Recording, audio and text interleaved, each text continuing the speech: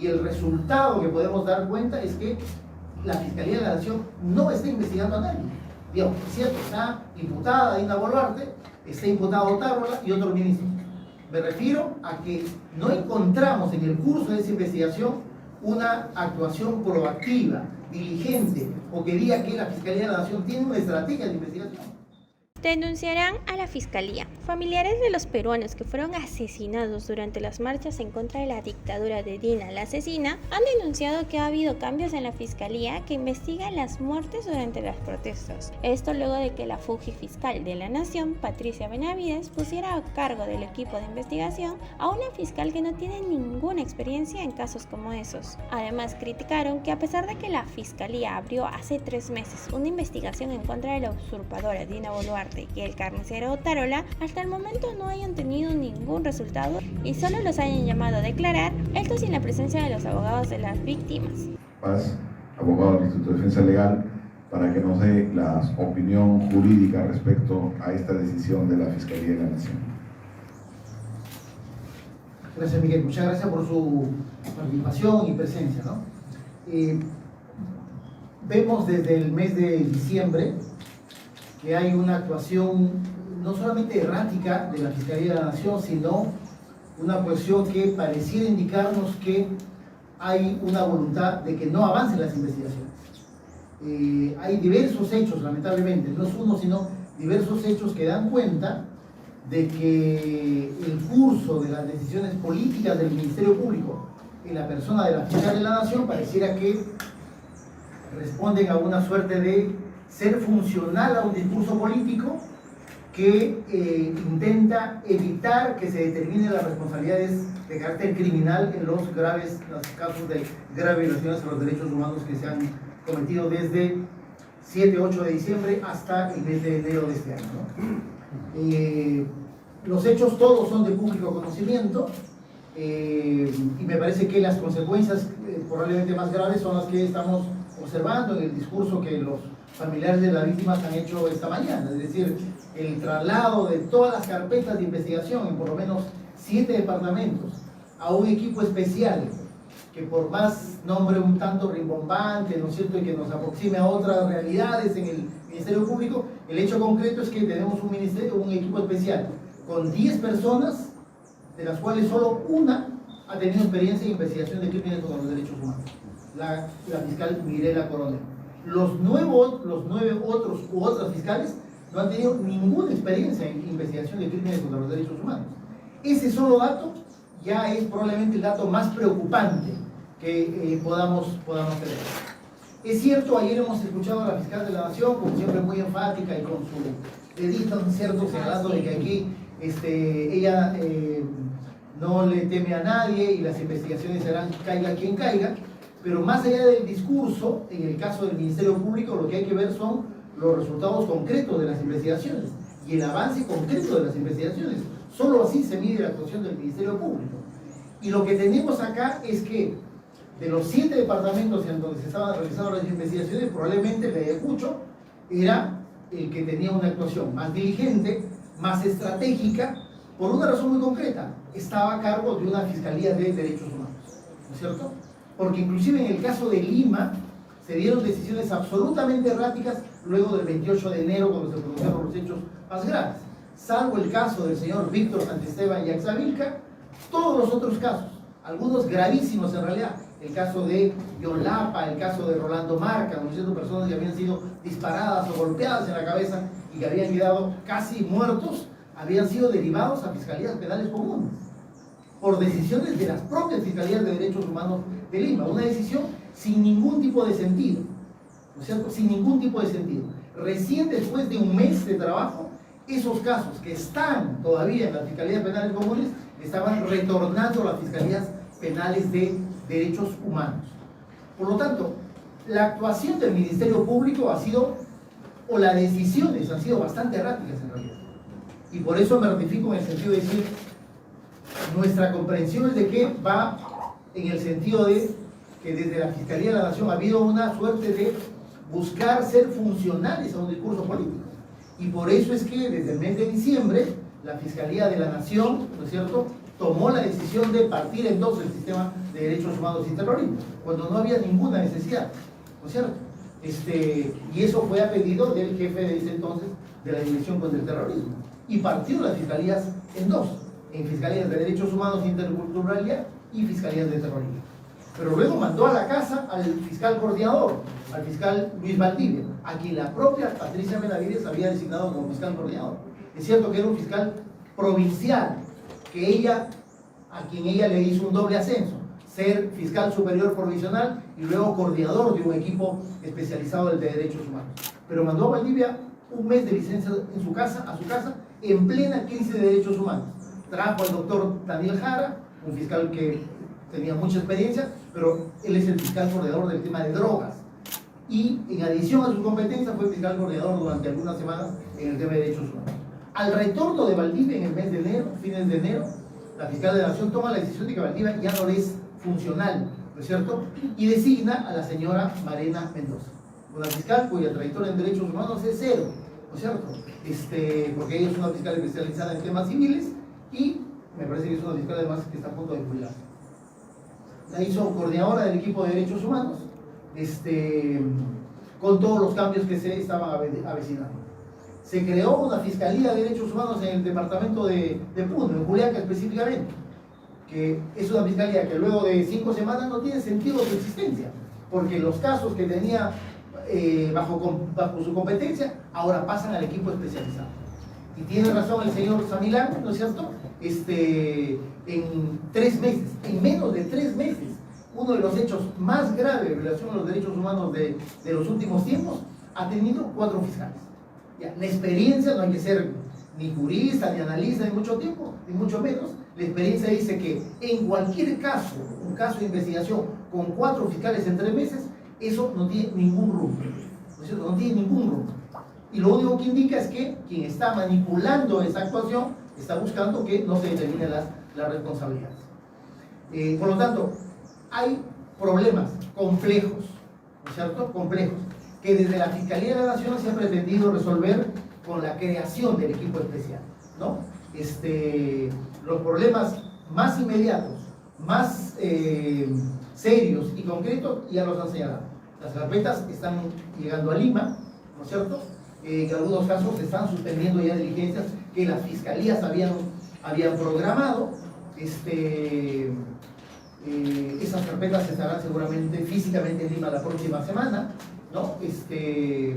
Hay ya un equipo designado, son 10 fiscales, son 3 fiscales provinciales, que eso van a ser como los titulares de los despachos, y 6 fiscales provinciales adjuntos. Por lo tanto, el equipo de investigación técnicamente tiene 9 fiscales. Vuelvo a reiterar el dato que para nosotros es sumamente preocupante. De esos 9 fiscales encargados directamente de la investigación de los casos, solamente una, la fiscal Mirela Coronel, es la única que ha tenido experiencia en los temas de derechos humanos. El resto de fiscales son fiscales de delitos comunes, y así como se requiere investigación para crimen organizado, terrorismo, tráfico de drogas, los delitos de derechos humanos son altamente complejos, ¿no es cierto? Altamente complejos. Sobre eso me parece que no hay que abundar. Pero adicionalmente, no solamente tenemos un equipo de fiscales inexperto, que no va a saber seguramente al inicio qué hacer, sino que además ya tiene sobre sí varias y un número considerable de carpetas fiscales que están en marcha, ¿no es cierto? Que están en marcha, la de Pucho, la de Puno, los casos de Lima, estaban comenzando a tener un curso de investigación regular, unos más adelantados que otros, probablemente el caso de Pucho, el caso de Junín, y en el caso de Lima, en las últimas 2 semanas se había reorientado el curso de las investigaciones en las Fiscalías de Derechos Humanos, porque como les comento, hubo una decisión absolutamente extraña de que cuando ocurrieron los crímenes en Lima, las Fiscalías de Derechos Humanos derivaron los casos a las Fiscalías Penales Comunes. Y tenemos casos absolutamente irracionales. Por ejemplo, la 5ª Fiscalía Corporativa Penal de Lima, en el caso de Rolando Marcas, un joven que fue herido también con una bomba lacrimógena en la cabeza. ¿Qué cosa había sido la disposición de esa Fiscalía Penal Común? Ordenar que la comisaría de Cotabambas haga la investigación. Digamos, hay que ser realmente un incompetente para hacer una cosa como esa. Pero eso es lo que estaba ocurriendo. Ese trabajo de que retornen las investigaciones a derechos humanos en Lima había durado por lo menos unas 4, 5, 6 semanas. y ya la fiscal Yoxi Aburto tenía todas las carpetas fiscales y había comenzado a acumularlas, es decir, a generar casos complejos en los cuales era posible apreciar que habían decisiones, no actos individuales de malos policías que estaban agarrándose a balazos con la gente, sino que decisiones institucionales sobre las cuales se habían cometido hechos delictivos. No uno, sino varios en realidad. Y que esos hechos delictivos tenían un modus operandi, tenían una forma de cometerse, y por lo tanto eso me parece que apuntaba a señalar responsabilidades no solamente del policía que disparó, sino de los jefes policiales. Y ese es otro asunto importante que probablemente se hubiese comenzado a superar muy pronto, que es que muy pocos casos de los varios abiertos en los 7 departamentos, muy pocos casos tenían personas investigadas. De nuevo, el caso que marcó un poco la ruta fue Ayacucho. Se abrió investigación contra el jefe policial y contra el jefe de la brigada militar del ejército en el departamento de Ayacucho. Y luego hay algún otro caso más. Pero en el resto de investigaciones no había nadie investigado. ¿No es cierto? No había nadie investigado. Es decir, también hay un nivel de resistencia del Ministerio Público a entender que estamos ante hechos de carácter global. Es decir, los hechos que han ocurrido desde Andahuaylas hasta Lima, Andahuaylas en diciembre, Lima en enero, no son resultado de la casualidad, ni que los policías se volvieron locos en el Perú, sino que respondieron a decisiones institucionales y decisiones superiores. Pero a pesar de eso, el Ministerio Público se ha venido resistiendo a incorporar a personas investigadas. Sé de los esfuerzos del abogado Kiss, del abogado Wilmer en Cusco, de ir reiterando al fiscal ya de derechos humanos, decirle, oye, incorpora como investigados a los jefes policiales, y eso no se había hecho. Finalizo mi informe, comentario. Esto es un escenario grave, pero también hay que comentar lo que tiene en manos la persona que dice que caiga quien caiga y que no va a escatimar responsabilidades, que es la propia fiscal de la Nación, que es la carpeta que tiene contra Dina Boluarte y Alberto Otárola y los otros ministros. Esa carpeta ya tiene 3 meses de estar abierta. Y el resultado que podemos dar cuenta es que la Fiscalía de la Nación no está investigando a nadie. Digamos, es cierto, está imputada Dina Boluarte, está imputado Otárola y otros ministros. Me refiero a que no encontramos en el curso de esa investigación una actuación proactiva, diligente, o que diga que la Fiscalía de la Nación tiene una estrategia de investigación. El único acto de investigación que hemos podido verificar es que se ha llamado a declarar a algunas personas, de las cuales solamente Otárola ha declarado, y eso ya se ha hecho de público conocimiento. Ha llamado a Dina Boluarte y se ha reprogramado como consecuencia de este problema que se presentó en cuanto a la Fiscalía de la Nación. No iba a permitir la declaración de los abogados, de la Procuraduría Pública y de las víctimas, ¿no es cierto? Decisión que además la Fiscalía de la Nación ha apelado. Es decir, la Fiscalía de la Nación no quiere que los abogados de la víctima participen en las declaraciones de los investigados.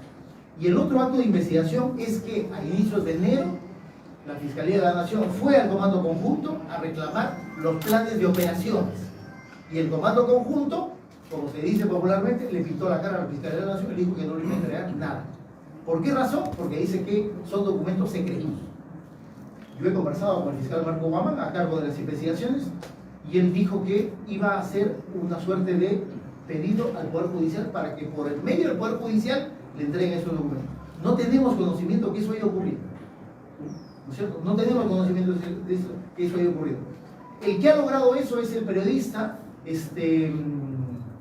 no recuerdo su nombre, que antes trabajaba en el público, que ha hecho un pedido en base a la ley de transparencia, le ha pedido al Comando Conjunto los planes de operaciones. El Comando Conjunto dijo lo mismo, que eran documentos secretos, pero el Tribunal de Transparencia y de Acceso a la Información Pública ha respondido y emitió una sentencia la semana pasada que los planes de operaciones del Comando Conjunto en esta situación de emergencia son documentos públicos y que se los tienen que entregar. Hemos presentado esa sentencia a la Fiscalía de la Nación y le hemos pedido que haga un requerimiento de nuevo al Comando Conjunto para que entregue, o en todo caso haga los apercibimientos que suele hacer la Fiscalía de la Nación, es decir, que se vaya a allanar el Comando Conjunto. ¿Por qué razón no podría allanar si los documentos existen? Más allá de esos hechos, no hay nada. Muchas gracias al doctor Carlos Rivera, y el turno es de la doctora Mar Pérez, de la Coordinadora Nacional de Derechos Humanos. Muy buenos días a todos. Yo quiero dirigirme directamente a la fiscal. Exigimos poner fin al manoseo político de los casos. Exigimos tratar estos casos con seriedad y a las víctimas con respeto. Y la primera manifestación de respeto es pedirle a las víctimas su opinión antes de tomar decisiones tan importantes como estas. Uno de los elementos fundamentales del derecho a la justicia es la accesibilidad. No se le puede exigir a las víctimas y a los familiares que estén pendientes de una investigación que se lleva a cabo a centenares de kilómetros donde sucedieron los hechos. Debemos señalar que este manoseo político que estamos denunciando afecta no solamente a las víctimas de regiones, sino también a las víctimas de Lima, como el señor Salas Tuanama, que está en esta mesa, que recibió un impacto de bomba lacrimógena en la cabeza, pero sobrevivió, a diferencia de Víctor Santiesteban. Sus casos también están pasando de mano en mano y eso es un obstáculo fundamental para el avance de las investigaciones. Estamos en una situación de incertidumbre permanente. Exigimos a la fiscal de la Nación reconsiderar su decisión. Señora fiscal, los casos deben quedarse allí donde hay fiscalías de derechos humanos. Fortalezca las fiscalías de derechos humanos de Juliaca, de Ayacucho, tal y como solicitan los familiares. Si quiere demostrar la valía, la eficacia de este equipo especial que ha constituido, empiece por los casos donde no hay fiscalías de derechos humanos. Empiece por el caso de La Libertad, que está votado en una fiscalía mixta. Empiece por los casos de Ica, donde hay heridos de bala, incluso menores de edad, y nadie está preocupado por esos casos. Empiece por esos casos. Demuestre que en 3 meses el equipo especial que ha constituido puede tener resultados importantes y empiece a construir una relación de confianza con las víctimas, siempre escuchándolas a ellas en primer lugar. Muchas gracias. Familiares de los peruanos que fueron asesinados durante las marchas en contra de esta dictadura denunciaron que los fiscales están buscando tapar la verdad tras estas muertes. Esto porque no están tratando estos casos con seriedad y solo están dedicándose a manosearlos políticamente, además de pasarlos de mano en mano para retrasar las investigaciones, las mismas que ahora están a cargo de una fiscal incompetente que fue puesta a dedo en el cargo a pesar de que no tiene ninguna experiencia en casos como estos. ¿Y tú qué opinas de las declaraciones de los familiares de los peruanos asesinados en las protestas? ¿Crees que la fiscalía pretenda dejar impune estas muertes para salvar el pellejo de Dina la asesina y el carnicero Tarola? Déjanos tu opinión en los comentarios y comparte este video para ayudarnos a que esta información llegue a más personas.